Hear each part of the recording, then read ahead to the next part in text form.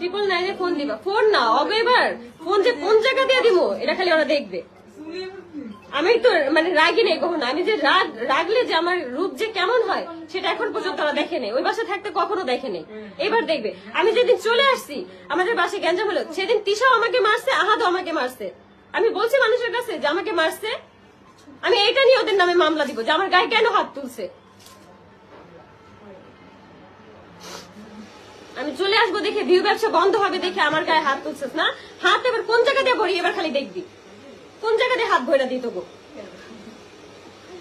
বস্তি গুলা যেন কোথাকার আমার পিছনে লাইগে আছে স্যাসরার মতন, আমি এখন উপরে ওঠা দেখতে পারতেছে না, আমি আমার ছেলেটাকে নিয়ে ভালো আছি সেটা দেখতে পারতেছে না, জানোয়ার গুলা।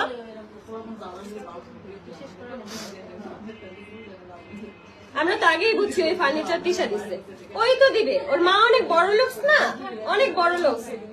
মানুষের আমাদের সবকিছু নিয়ে নিয়ে চলতে হইতো, খাইতে হইতো, পড়তে হইতো, ভিডিও বানায়, লজ্জাও করে না। কমেন্ট বক্সে ঢুকা যায় না ওদের, এক একজনের কমেন্ট বক্সে কোনো লজ্জা নাই, কোনো অনুতপ্ত নাই নিজেদের মধ্যে।